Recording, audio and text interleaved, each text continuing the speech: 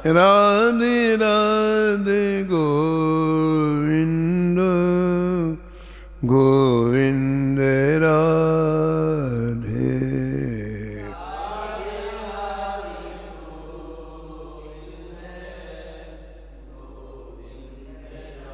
राधे राधे गोविंद गोविंद राधे।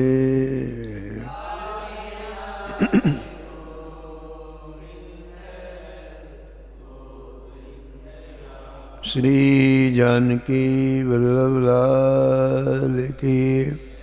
श्री मंगल मूर्ति हनुमान जी महाराज की। सपढ़ कर श्री भक्तमाल जी की। श्री स्वामी अग्रदास जी महाराज की। श्री नाभाजी महाराज की। श्री प्रियादास जी महाराज की। श्री वृंदावन धाम की।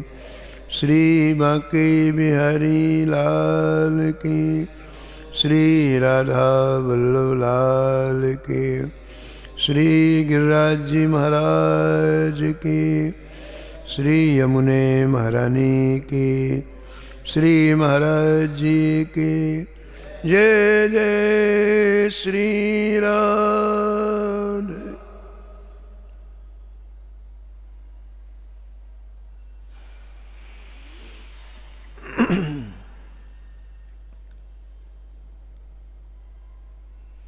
प्रातः स्मरणी परम वंदनी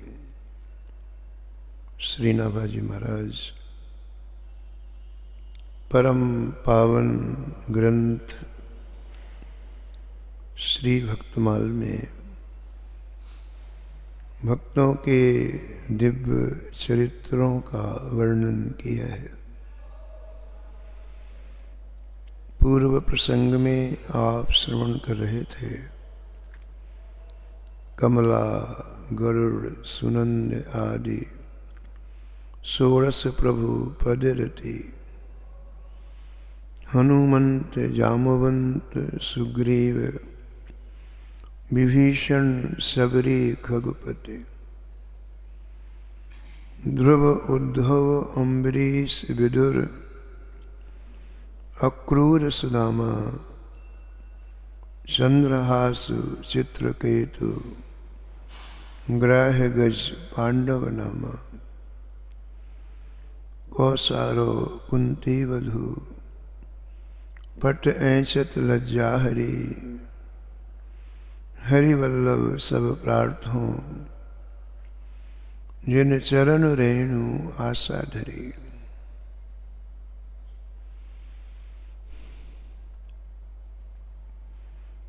श्री नाभाजी महाराज इस छुपे में श्री ठाकुर जी के प्रेमियों का स्मरण किया है। उनमें एक नाम श्री चित्रकेतु जी का भी है।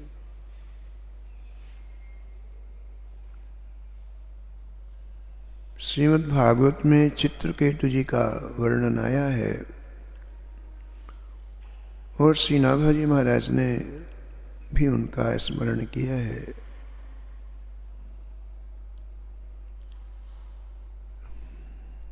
चित्रकेतु जी का राज्य गंगा यमुना की भूमि जो बड़ी परम पावन मानी जाती है उस भूमि में था। चित्रकेतु जी के 1 करोड़ रानियां थीं ऐसा लिखा हुआ है। ये जीवात्मा ही चित्रकेतु है और इसकी वृत्तियां ही रानियां हैं। जीवात्मा की करोड़ों वृत्तियां होती हैं। उन वृत्तियों में जीवन का प्रवाह बट जाता है। यहाँ चित्रकेतु जी के रानियां तो करोड़ हैं, लेकिन वर्णन मिलता है कि संतान एक भी नहीं थी, पुत्र एक भी नहीं था। तो चित्रकेतु जी उदास रहते कि इतने बड़े राज्य का, साम्राज्य का आगे कोई वारिस नहीं है, उत्तराधिकारी नहीं है, इससे उदास रहते। और संयोग ऐसा कि क्योंकि वो गंगा यमुना के बीच की भूमि थी, पावन भूमि थी, तो संत विचरण करते रहते उस भूमि में। और एक बार श्री अंगिरा जी और नारद जी विचरण करते हुए चित्रकेतु की राजधानी में आए, उनके महल में गए। श्री अंगिरा जी और नारद जी ब्रह्मा जी के पुत्र हैं, बड़े परोपकारी हैं, जीवों को भगवान के भजन में लगाते हैं, इसलिए विचरण करते हुए सब जगह चले जाते हैं। चित्रकेतु ने बड़ा सम्मान किया, बड़ा षोडशोपचार पूजन किया।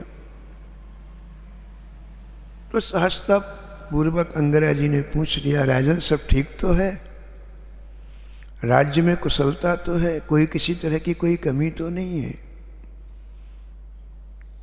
तो चित्रकेतु जी ने कहा, भगवान आपकी कृपा से सब कुछ, धन धान्य संपन्न है, हम सब कुछ है, राज का कार्य भी अच्छा चल रहा है, लेकिन बोले लेकिन क्या है? लेकिन कोई संतान नहीं है, इसलिए मन में चिंता बनी रहती है कि आगे इस राज्य का उत्तराधिकारी कौन होगा। तो बड़े पहुंचे हुए थे ऋषि अंगिरा जी ने आंख बंद करके देखा तो उनके प्रारब्ध की रेखाओं को पढ़ा और कहा कि देखो भाई, इस जन्म को तो छोड़ दो, अभी कई जन्मों तक तुम्हारे प्रारब्ध में पुत्र का योग नहीं है। योग ही नहीं है तो पुत्र कैसे होगा? इसलिए तो हमारा कहना मानो कि वृत्ति को वहां से, जहां तुम्हारी वृत्ति पुत्र में है, उस वृत्ति को वहां से समेट लो, खींच लो। जो चीज है नहीं है तो उसका चिंतन क्या करना, उसके लिए प्रयास क्या करना? वृत्ति को वहां से खींच के उस वृत्ति को ठाकुर जी में लगाओ, ऐसा अंगिरा जी कह रहे हैं। वर्तमान का समय बड़ा मूल्यवान होता है। हम लोग अभी वर्तमान में हैं, ये टाइम, ये समय बड़ा मूल्यवान है। लेकिन विडंबना यह है कि कोई व्यक्ति वर्तमान को नहीं जीता है, या तो बीती हुई घटनाओं में जीता है, या भविष्य में क्या होने वाला है इसकी चिंता में जीता है। हमारा वर्तमान व्यर्थ हो जाता है, ये जो समय है व्यर्थ हो जाता है। हमने कभी कुछ किया उसकी याद करते हैं अभी, या भविष्य में हमें क्या करना है उसकी याद करते हैं। तो ये वर्तमान में न जीना, ये हमारी बहुत बड़ी भूल है। हम वर्तमान में जिए, जो हो गया वो काम में नहीं आना है, जो होगा वो भी काम में नहीं आना है। इन दोनों का हम व्यर्थ में चिंतन करते हैं। ये वर्तमान ही तो भविष्य बनता है। आज हम अच्छा जीवन जिएंगे, वही जीवन आगे हमारे लिए सुंदर हो जाएगा, सुखद हो जाएगा। लेकिन आज के दिन को हमने ऐसे समाप्त कर दिया तो कैसे भविष्य हमारा अच्छा होगा? अंगिरा जी ने समझाया कि राजन, वर्तमान में जियो, भविष्य में क्या हुआ छोड़ो उस बात को। और वर्तमान में जीना क्या है बताओ? समय को कैश करना। कैश करना समय को क्या है? इस समय से सबसे मूल्यवान वस्तु खरीदना, समय दे करके सबसे जो मूल्यवान वस्तु है वो खरीदना, यही विवेक है। क्या है मूल्यवान बताओ?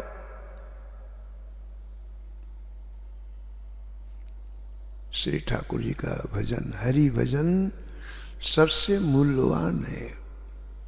क्यों है? क्योंकि उस चीज को काल समाप्त नहीं कर सकता, बाकी चीजों को परिस्थितियां समाप्त कर देगी, काल समाप्त कर देगा। हम चाहे न चाहे हमको बूढ़ा होना पड़ेगा, वृद्ध होना पड़ेगा, हम चाहे न चाहे हमको संसार से जाना पड़ेगा, ये परिस्थितियां हैं। तो बाकी चीजों को परिस्थितियां अपने कब्जे में कर लेगी, लेकिन आपने जो समय भजन में दिया वो काल की सीमा के बाहर है। मंगला जी समझा रहे हैं कि राजन, जो प्रारब्ध में नहीं है वो मिलने वाला नहीं है, और उसके लिए वर्तमान के समय को नष्ट करना ये अच्छी बात नहीं है। हमारा कहना मानो, तुम भजन करो। पूज्य भाई जी श्री हनुमान प्रसाद पोदार जी एक बहुत अच्छी बात कहते थे भगवान का एक स्वभाव है, सबका अलग अलग स्वभाव होता है ना, ऐसे ठाकुर जी का भी एक स्वभाव है। क्या स्वभाव है? भगवान कभी भी किसी जीव के पिछले जीवन को नहीं देखते, इसने पिछले जीवन में क्या किया कभी नहीं देखते। भगवान कभी भी किसी जीव के भविष्य के जीवन को नहीं देखते, ये क्या करेगा कभी नहीं देखते। भगवान जीव, प्रत्येक जीव के वर्तमान जीवन को देखते हैं, आज के जीवन को देखते हैं। आज आप ठाकुर जी के सामने हृदय से पुकार के कहो, हे नाथ मैं आपका हूं। आप अंतःकरण से ठाकुर जी के सामने अभी कहो, वर्तमान में कहो, हे माधव, हे गोविंद, हे राघव, मैं आपका हूं।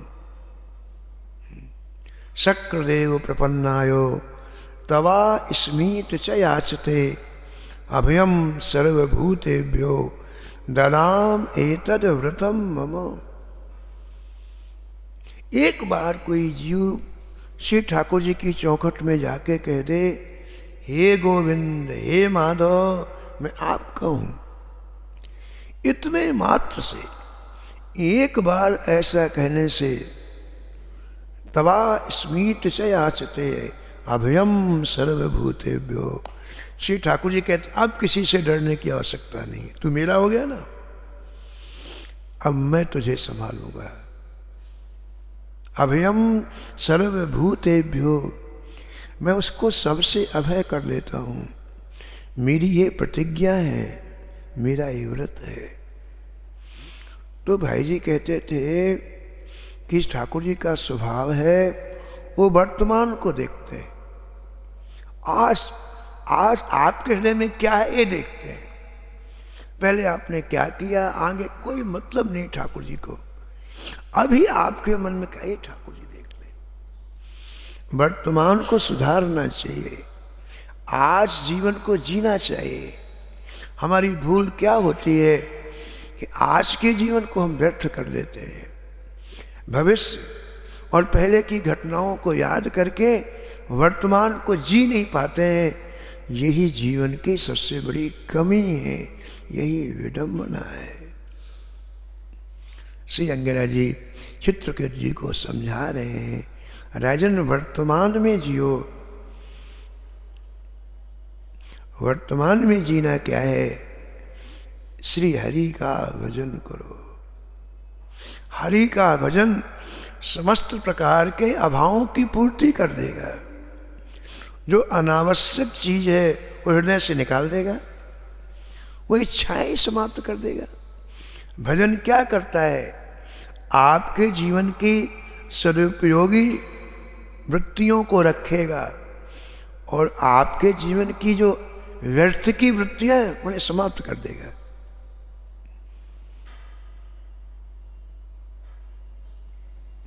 तुम हरि भजन करो। अंग्रेजी ने राजा चित्रकेतु को समझाया है, लेकिन एक बड़ी भारी विडंबना ये है कि जीव का जहां मन लग जाता है उसको वही चाहिए। ये विडंबना। वो अच्छी चीज है कि बुरी, इससे मतलब नहीं है, लेकिन हमारा जहां मन लग जाता है हमको वही चाहिए। चाहे कोई कितना समझाए, चाहे कोई कितना कहे ना। चित्रकेत जी का मन पुत्र में था। ब्रह्मा जी के साक्षात पुत्र अंगरा जी समझा रहे हैं, लेकिन चित्रकेत को कुछ भी समझ में नहीं आया। उन्होंने कहा महाराज आपकी बात भले ही यथार्थ हो, ठीक हो, मैं नहीं जानता, लेकिन मेरा कष्ट तो तभी दूर होगा जब आप मुझे पुत्र प्रदान करेंगे।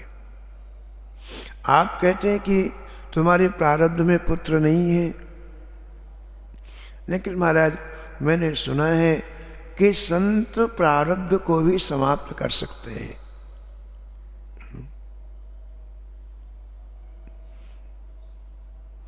जो तप करे तुम्हारे कुमारी, जो तप करे तुम्हारे भाव्यो मेट सकहीं त्रिपुरारी।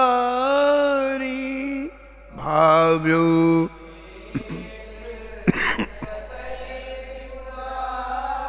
भाव्यो मेट सकहीं त्रिपुरारी।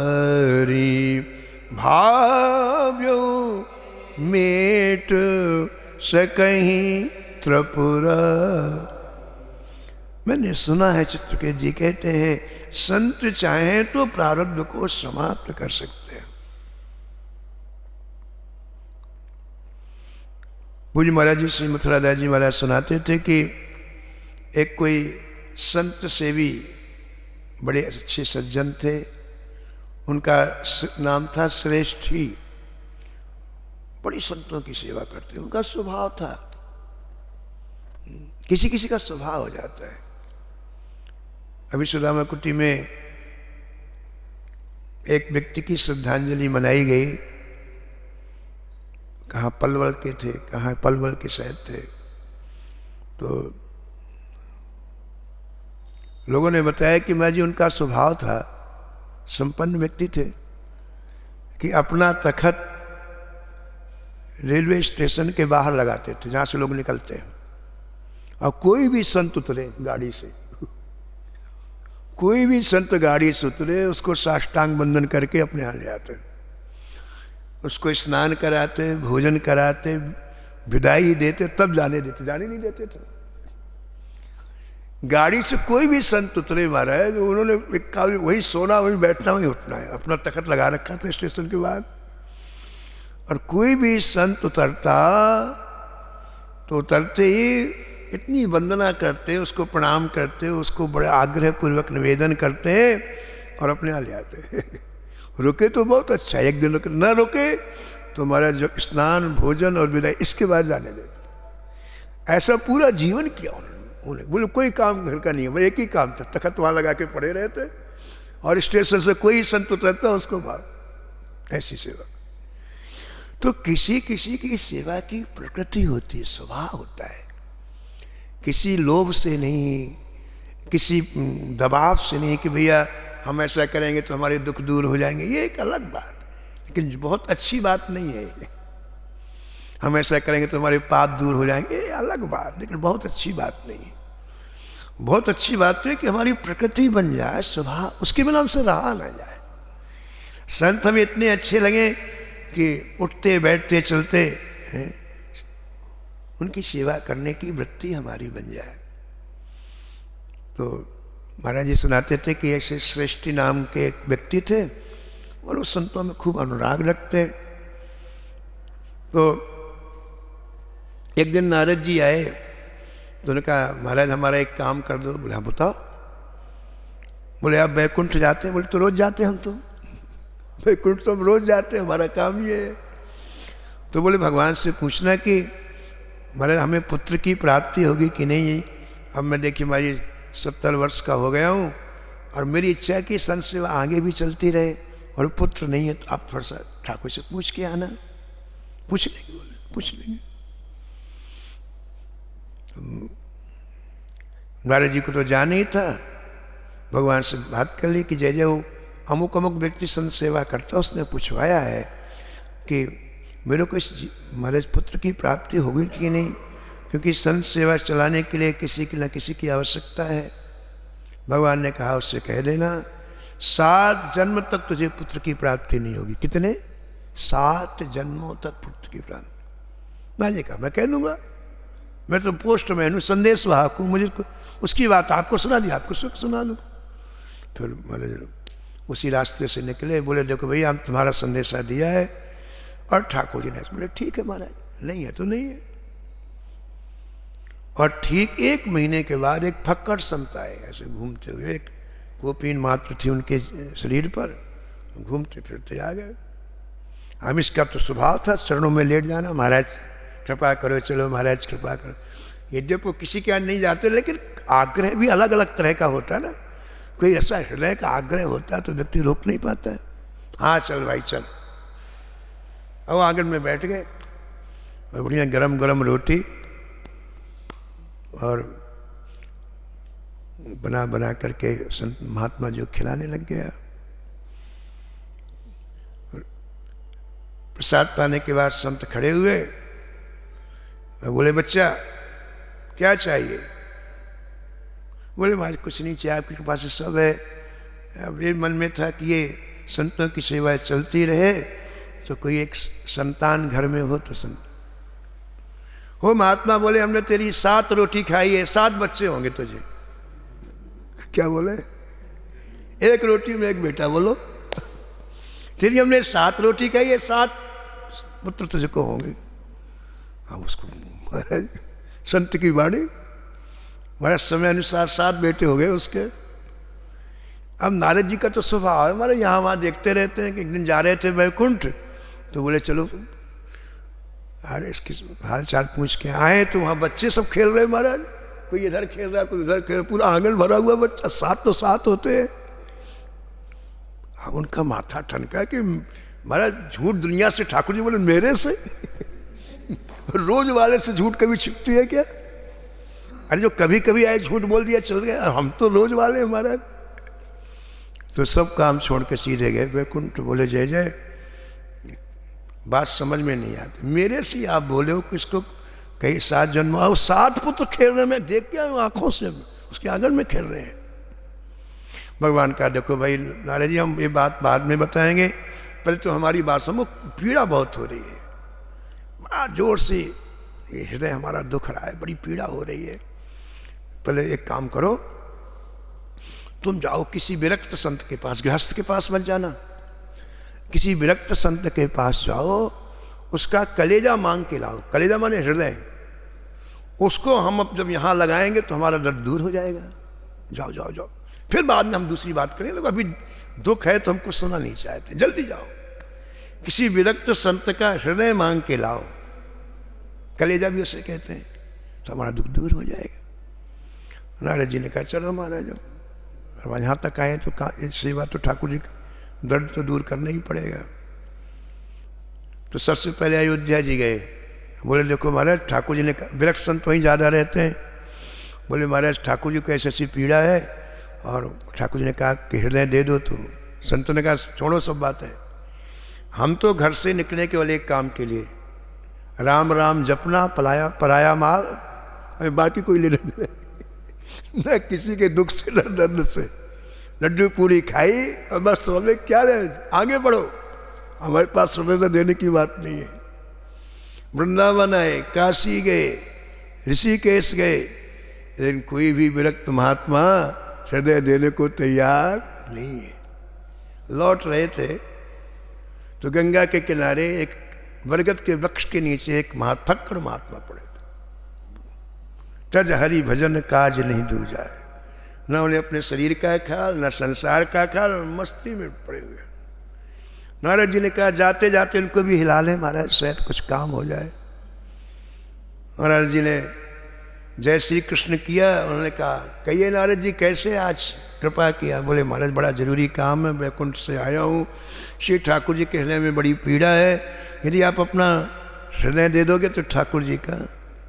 अरे ठाकुर जी को हृदय चाहिए, वहीं रखी थी, मैं कटार उठाई और कस के मारने लग गए। ऑपरेशन का इसको निकाल के देता हूं मैं, अपनी ही कटार को उठा करके इसको कस के निकालने लग गए। इतने में साक्षात वैकुंठ नारायण वहीं प्रकट हो गए और कहा, नारद ऐसे भक्त जो कहते हो होता है, वहां ना प्रारब्ध काम करता है ना दुनिया की कोई ये लोग जो कहते हैं सृष्टि में वो होता है।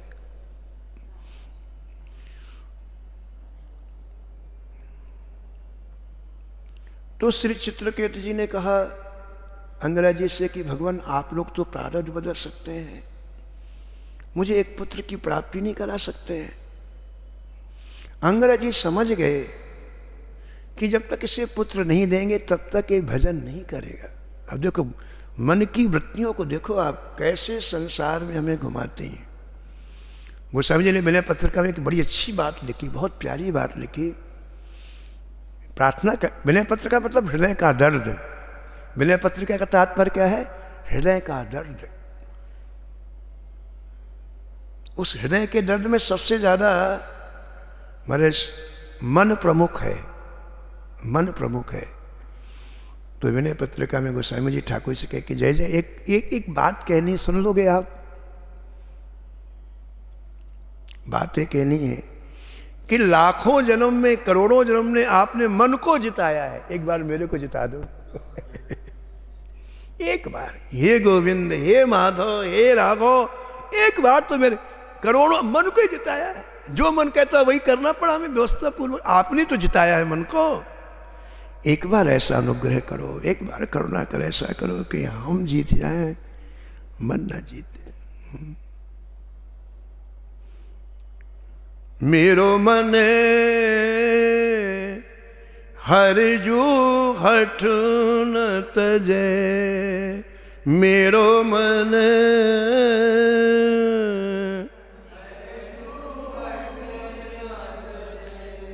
निस दिन सीखो देऊ बहु विधि, हाँ निस दिन सीखो देऊ बहु विधि, हाँ करत स्वभाव निज,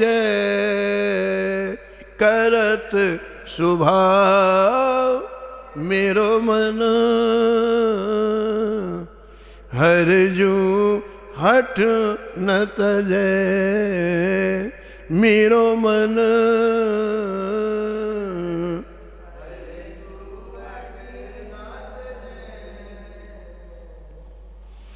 श्री अंग्रेजी समझ गए इसे पुत्र जब तक प्राप्त नहीं होगा ये भजन नहीं करेगा। अंग्रेजी ने झोली से एक फल निकाला, बड़ा सुंदर फल। कहा राजन ये फल लो और अपनी रानी को ये फल दे देना, उससे पुत्र की तुम्हें प्राप्ति हो जाएगी। लेकिन सावधान, इसके आगे की बात भी सुनो आप। तुम्हें जो पुत्र होगा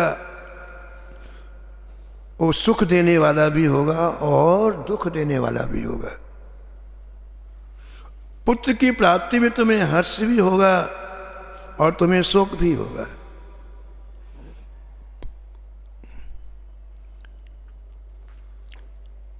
बाकी की बातों को चित्रकेतु जी ने ठीक से नहीं सुना। पुत्र मिल प्राप्त हो जाएगा इसको उन्होंने सुना। खुशी होती ना अदारियों, पुत्र मिल जाए, तो बाकी की जो उन्होंने दूसरी लाइन को ध्यान नहीं दिया। उन्होंने बार बार अंग्रेजी के चरणों में वंदन किया है, प्रणाम किया है। दोनों ऋषि अंगरा और नारद जी वहाँ से चले गए हैं। श्री चित्रकेतु की बड़ी रानी का नाम है कृतदुति। आप वो फल सबसे बड़ी रानी को प्रदान किया है चित्रकेतु जी ने। संत की वाणी अन्यथा कैसे हो सकती है? चारों युग चतुर्भुज सदा भक्त गिरा साची करण। चाहे सतयुग हो, चाहे त्रेता हो, चाहे द्वापर हो, चाहे कलयुग हो, भगवान संत की वाणी को सत्य करते हैं, ऐसा नाभाजी महाराज ने लिखा है। समय आने पर बड़ी रानी कृतदुति को पुत्र की प्राप्ति हुई, बड़ा उत्सव मनाया गया। चित्रकेतु ने पूरी राजधानी में उत्सव मनाया, अपना कोष खोल दिया, खजाना खोल दिया, खूब धन बांटा गया, लुटाया गया।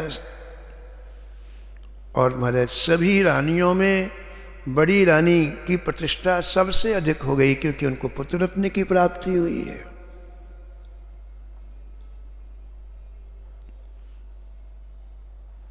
परिणाम क्या हुआ? बाकी रानियों में ईर्ष्या उत्पन्न हो गई।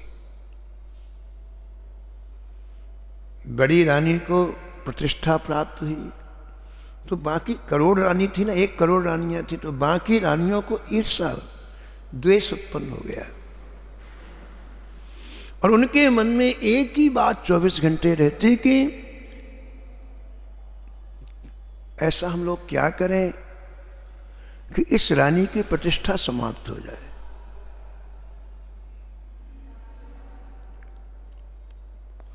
पूज्य भाई जी एक बहुत अच्छी बात कहते हैं, बहुत बढ़िया बात कहते थे। कहते थे जब तक जीवन में किसी को भोग को देख करके जलन होती, जब तक जीवन में किसी के भोग को देख के हमें जलन होती, अरे उसके पास इतना धन, उसके पास इतनी सुविधाएं, उसके पास ऐसे लोग, तब तक भोगों से रुचि आपकी गई नहीं। आपने अपने आप को भोगों से अलग कर दिया, ठीक है, लेकिन जब तक आपके मन में ये बात भी है, दूसरे के भोगों को देखकर, दूसरे के उत्कर्ष को देख के जलन होती है, तब तक आपके हृदय से भोग की कामना गई नहीं है। उदाहरण देते थे, बोले एक बार हरिद्वार में कुंभ का आयोजन हुआ, तो बोले हमारे एक मित्र थे, वो महात्मा बन गए थे, तो उन्होंने भी बहुत बड़ा पंडाल लगाया। तो एक दिन बोले घूमते फिरते हम चले गए, तो मित्र तो थे ही, हो पहले साथ में पढ़ते थे, तो फिर बैठाया, बड़ी अंतरंग बातें करने लग गए। बोले बड़े अच्छे थे, लेकिन एक व्यक्ति का स्वभाव उन्होंने बताया। बोले भाई जी सब कुछ अच्छा चल रहा है, सब किसी चीज़ की कोई कमी नहीं, समय से संत सेवा होती, सब होता है, लेकिन भाई ने कहा लेकिन क्या? बोले ये सामने वाला पंडाल है ना भाई जी, इसमें बड़े बड़े मिनिस्टर आते हैं, इसमें बड़े बड़े संपन्न व्यक्ति आते हैं, और हमारे यहाँ भाई जी लगता है ठाकुर जी कृपा कम है। ऐसे लोग नहीं आते। अब देखो एक व्यक्ति का पता है, बोले बात सत्य, लेकिन हमारे यहाँ ठाकुर जी कृपा कम है, इसलिए देखिए ना तो बड़े बड़े मिनिस्टर आते हैं, ना संपन्न व्यक्ति आते हैं। तो भाई जी ने कहा देखो अच्छे थे वो महात्मा, लेकिन इससे व्यक्ति के अंदर की बात पता चलती है कि दूसरे के भोगों को देख जो स्पृहा है, ये भी उसी कोटि में आता है, यानी भोग की कामना। भगवान के भजन में क्या होता है कि इनसे वृत्ति सीधी उल्टी हो जाती है। हम जिसको कृपा समझते हैं वो कृपा नहीं है, वो भ्रम है। तुम अपनायो तब जानी हो, तुम अपनायो तब जानी हो, जब मन फिर परी है, जब मन फिर परी है। गोस्वामी जी कहते हैं कि नाथ आपने कृपा की तो मैं तब जानूंगा जब मेरा मन जो संसार में सहज रूप से आसक्त है वो आप में हो जाए। सहज रूप में, पत्नी में, पुत्र में, धन में सहज रूप से मन लगा हुआ है, लगाना पड़ता, ध्यान लगाना पड़ता है, ऐसा हो। सुत की प्रीत प्रतीत मीत की, सुत की प्रीत प्रतीत मीत की, नृप जिम जन डरी है, तुम अपनायो तब जानी हो, जब मन फिरे परी है, जब मन फिरे परी है। तो उन रानियों ने विचार किया कि इस रानी को पुत्र की प्राप्ति हो गई है, इसलिए इतनी प्रतिष्ठा है, क्यों ना हम इसको विष खिला दें, ये मर जाएगा और इसके बाद फिर इसकी प्रतिष्ठा नहीं रहेगी। विद्वेष नष्ट मत यह स्त्रियो दारुण चेत सह। भागवतकार कहते हैं कि विद्वेष से हमारी जो सुमति है वो नष्ट हो जाती है, बुद्धि नष्ट हो जाती है।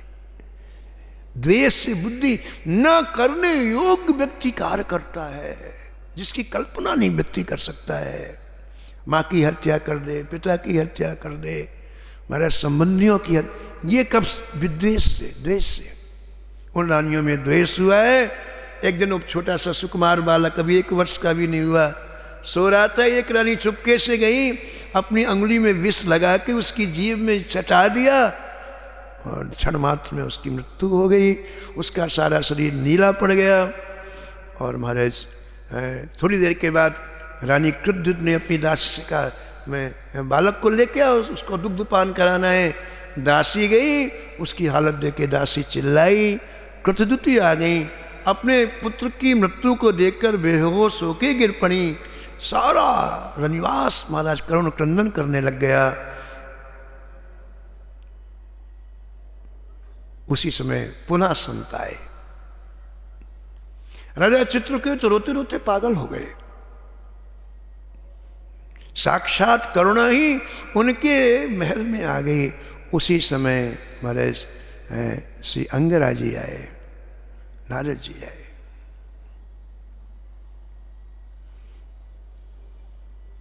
पहचाने देखो, आदमी इतना पागल हो जाता है हमारे, इतना कि ऋषियों को पहचाना नहीं चित्रकेतु ने। दुख में व्यक्ति इतना बोले, आप कौन हैं? बोले, राजन मेरा नाम अंगिरा है, इनका नाम नारद है। आपको याद है हम कुछ दिनों पहले आए थे और आपने पुत्र की प्राप्ति के लिए हमसे कहा था। हाँ महाराज, अब तो और रोने लग गए, और अब देखिए, अब संत आए हैं और इनके मन की जहां आसक्ति है उससे इनको बोध कराएंगे। इनका प्रवचन नहीं काम करेगा, इतने बड़े बड़े ऋषि ब्रह्म लोग इनका नहीं करेगा। जहां आसक्ति है उससे जब उपदेश दिलाएंगे तब चित्रकेतु का हृदय परिवर्तन होगा, बहुत बड़े ये भागवत बनेंगे। लेकिन इस चित्रकेतु के प्रसंग में जो सबसे मुख्य बात भक्तमाल की है, जिसकी उनको स्मरण किया गया है कि इतनी ऊंचाई में पहुंचने के बाद फिर चित्रकेतु का पतन होगा, और उसके मूल में ये बात है कि जीवन में इन्होंने कभी संत का संग नहीं किया। वो संत संग की आवश्यकता हमारे जीवन में बहुत जरूरी है। ये प्रकरण आप कल सुनेंगे। समय की मर्यादा में वाणी को यहीं विराम। श्री राम जय राम, जय जय राम।